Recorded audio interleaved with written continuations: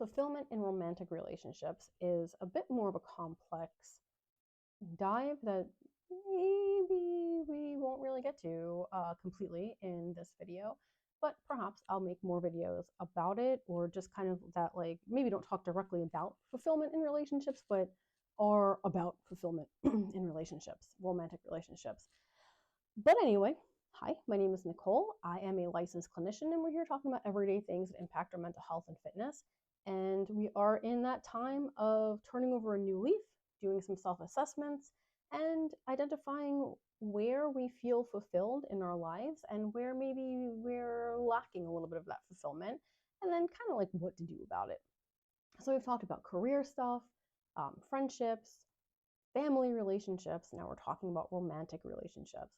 Now, it's really hard to speak about this in very general terms because everybody feels fulfilled doing different things when it comes to romantic relationships. So, for example, um, somebody who is perfectly happy being a stay-at-home mom slash housewife, and feels really fulfilled when she's able to um, be there every day for her children and have time and flexibility throughout her day to maybe pursue some hobbies or introduce her children to some hobbies and extracurricular activities and things along those lines. Being able to be the one that takes care of the house and has an organized environment at home. um, that might be something that's really fulfilling for that person. Whereas another woman, mom, um, might not feel as fulfilled in that type of situation. She might feel like, hey, you know what? Like, maybe I need a part time job, or maybe I need a full time job, and, staying at home isn't the thing for me. Or, I would love to have a clean home, but being the one to do it, it doesn't matter who does it as long as it's clean. So, like, let's hire somebody to come in and clean the house or organize things, where I can spend more time with the kids, or I can do kid stuff and work part time. Whatever the case may be. Um, that might be something that's more fulfilling for the individual. And so, in the romantic relationship, there also needs to be that understanding of, like, hey, like, these are your strengths. These are the things that you need in order to feel fulfilled. This is the type of work that you do that's fulfilling for you. And that goes both ways, right? It's not just for, like, the female or the mom, or, the one who's raising the children, the default parent, whatever the case may be. Um, goes both ways. So there has to be first, like, that, like, mutual respect of and recognition of what makes each of you individually feel fulfilled, and then also what makes you feel fulfilled when you're looking at each other and you're in your relationship with each other. Not talking about the children, not talking about the house, not talking about the environment, but between the two of you, what makes you feel fulfilled? um what relationship is there?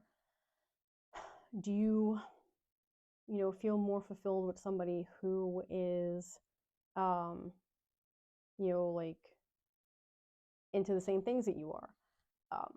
Is it more fulfilling for you to be with somebody who is into different things and maybe can, like, expand your horizons a little bit, is more spontaneous, is more scheduled, whatever, right? So, like, there's so many different types of people that work well with so many different types of people that it, like, again, it's really hard to make generalizations. So,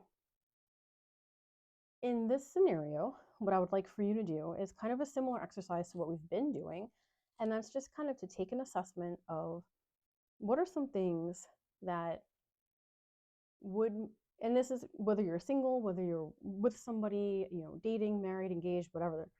um, what are some things that you would like in a relationship that make you feel fulfilled? And also, what are some things that you like about your relationship, if you're in one currently, that make you feel fulfilled? And then, where are some areas that are maybe lacking a little bit? And then, now this is kind of like where it gets to be a little bit more of the difficult part, is bringing those lists to your significant other and saying, hey, you know what, like, I really appreciate that these things are part of our relationship.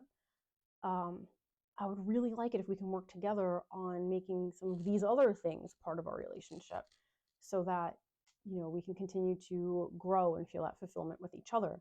And then also soliciting from them, or maybe first soliciting from them that same list, right? So you each make your lists, you come together, and then you kind of talk about it together.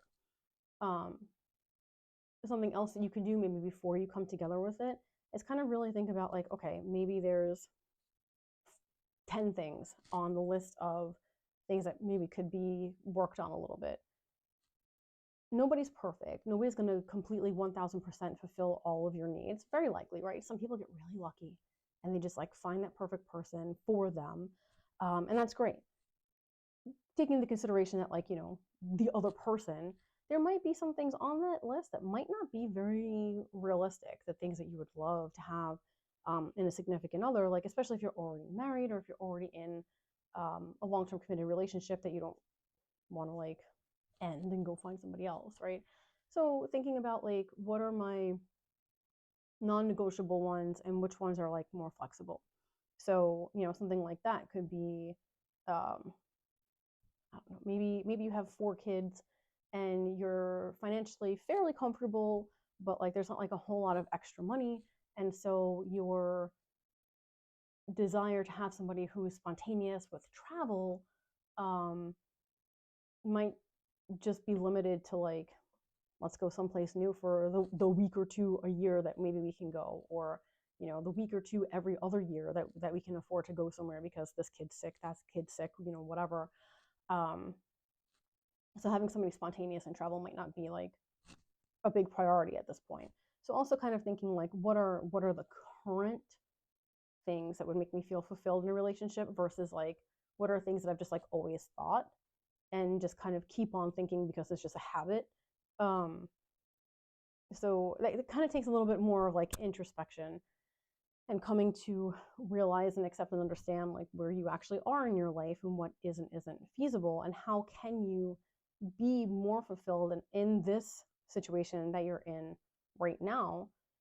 And if you're making that list and you're discovering that, like, this is not a fulfilling relationship whatsoever, um how to speak to your partner about, like, hey, like, there are really some things going on or not going on, and that we maybe really need to work on. So, definitely encourage marriage counseling at that point, individual counseling for each of you as well, and um, making the best decisions that you can for both of you so that you can both have a fulfilling personal and fulfilling romantic life. It's a hard one.